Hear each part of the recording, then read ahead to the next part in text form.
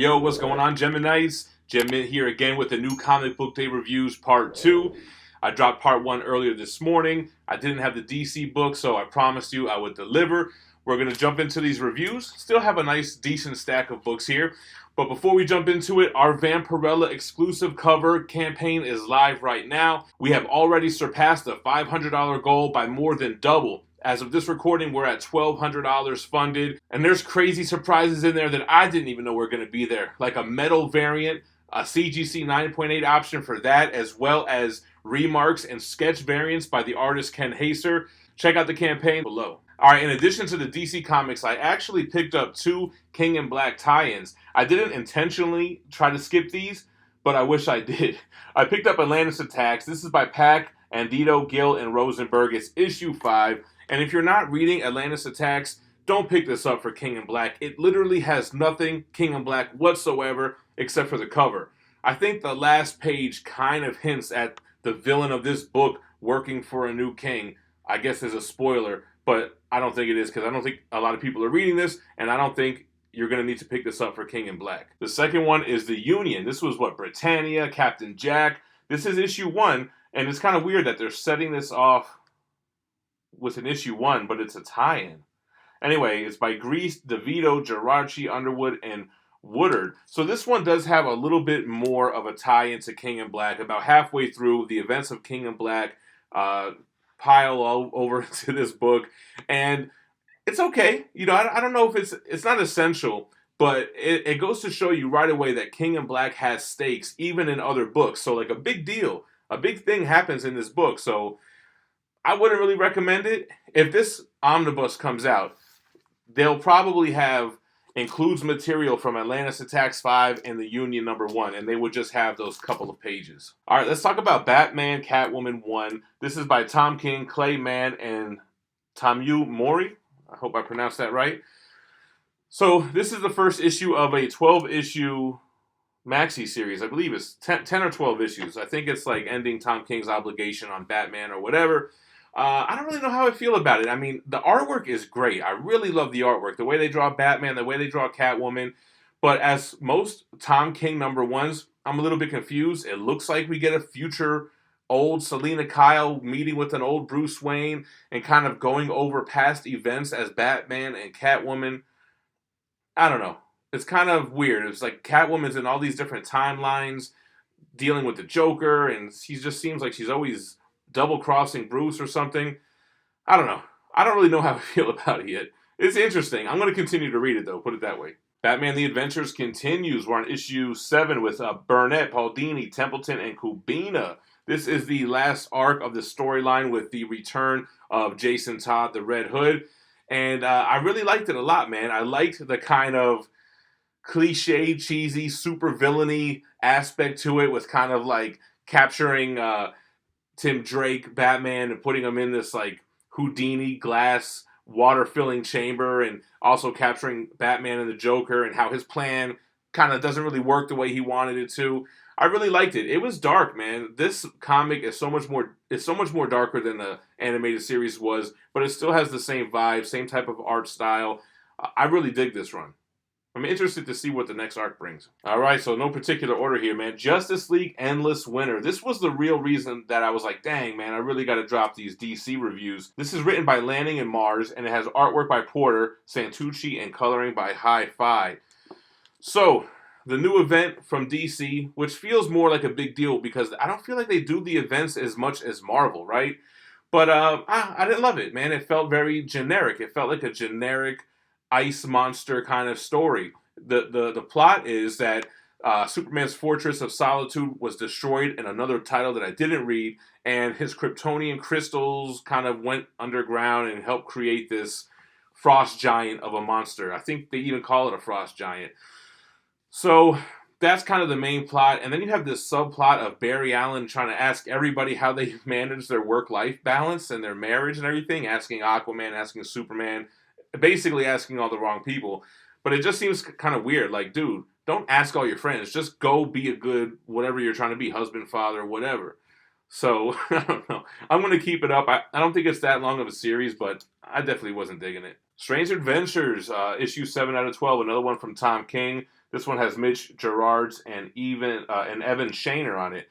This was a pretty dope issue, man. I really did like this one. This one we learn if or what it was Adam Strange did, or what is he being accused of? What are these war crimes that he may or may have not been involved in?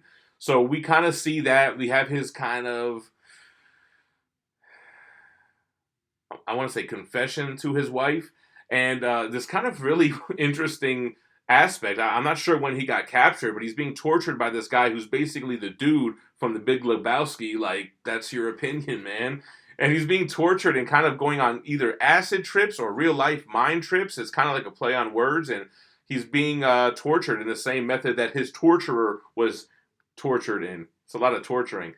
But it was an interesting issue. Tom King is kind of an out there writer, man. And I'm just kind of realizing that his stuff is not really too linear. It's kind of like a Pulp Fiction movie or a Quentin Tarantino movie. All right, then we got Batman 104, Tiny and the Fourth, March, Benjamin, Bangle, Mickey, and Baron. Ton of creators on here. We are still dealing with this Ghostmaker storyline, and we just get more backstory on Batman's interaction with him, Bruce's interaction with him back when they were training and learning how to fight and all these techniques. So it just fleshes out that a little bit. I just can't help but feel like this Ghostmaker character, he feels just like Hush. He feels just like the ninja from the Batman animated series, which I mentioned in the last issue's review. But it's okay. Artwork is great. I mean, I definitely love the artwork in the Batman run. I do like the end. It's kind of very Saw-like, right? With Clownmaker, Harley, and Batman. They're all captured. And think about the first movie, Saw, right? So I'm kind of interested to see where it goes. And the last one, and then we will get to the pick of the week. This is Deceased issue 6. Taylor, Hairsine, Baldacini, Derenick, and Barreto. Dope zombie Dr. Fate cover. Excellent issue, man. The good guys, we found the cure. We found the life equation. The anti-life equation is what caused this zombie apocalypse.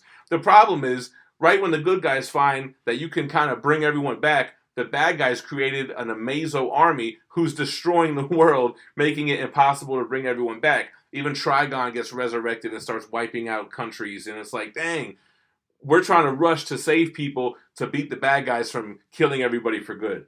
So interesting, man. I love the Constantine stuff here. Man, he does what it takes.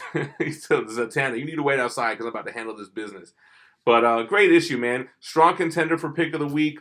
I think Strange Adventures, Batman, they were all strong contenders. Like, honestly, I don't really want to give my pick of the week to King in Black, man. I know that's what everybody expects. I know my buddy Rocket Robbie, that was his pick of the week. But King in Black doesn't really do anything that you don't expect. It does exactly what you would expect it to do. And I don't really think it's pick of the week. So if I have to think of what book I enjoyed the most, what I found the most interesting, which book had the best art style, man, I got to go to Daredevil 25 for this one. I know some people are talking about the end, which I'm not going to spoil, but I think if you read the issue, it makes so much more sense, and I'm all for this person taking up the mantle of Daredevil. It has to be somebody who deserves it, right? And somebody who's doing it with reason. Like, this person has a reason why they're taking up the mantle to kind of move along the chain of events that they have planned. So, Chip Zdarsky killed this book. The art, Chichetto, one of the best right now in comics, and Menace. That's my pick of the week, and I'm sticking to it. Guys, hit Indiegogo. The description is in the link below. You can get the exclusive cover only here. Only through GemMint can you get this cover, and it's only $20. If you want to spend some more, you can get the black and white. You can get the Virgin. You can get the metal. You can get them in CGC 9.8s. You could have Ken Haser remark one or do a sketch cover. So check out the Indiegogo. And also, oh man, I almost forgot. 100K giveaway. Man, we got so many prizes lined up. I just basically called in a bunch of favors to a lot of companies that I have good relationships with. Sideshow sending the life-size Nano Gauntlet. Figurama sending the Thor Ragnarok 1/6 scale diorama.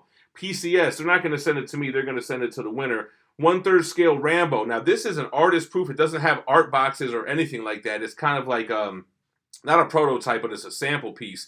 But either way, it's the same statue. 1/3 scale Rambo. Cheap Graphic Novels is hitting you with a gift card. I have to check and ask him how much money is on the gift card. Iron Studios is going to donate a statue XM Studios is going to donate a statue. And Prime One, I forgot to mention in my last video, they did send stuff already from their Cutie line. I'm going to review them, man. I got a DC line and a Berserk line, so I'm going to give away one of those for them. We're going to have like 10 gifts for a giveaway for the 100K subscriber. So all you got to do to enter in these giveaways is be subscribed to the channel, like the video, and comment below. We're going to pick however many prizes we have. I'm going to pick that many random videos where I promoted this giveaway and use a random YouTube comment generator. So you're going to have better odds the more videos that you click on. But I'm only going to let one person win a gift because I just want to make it fair and I want a lot of people to win. All right, I promise. That's it. I'm out. Check out my other comic book reviews. Actually, check out the one I dropped this morning. That's the video I'll put up here. And you guys stay minty fresh. I'm out. Peace.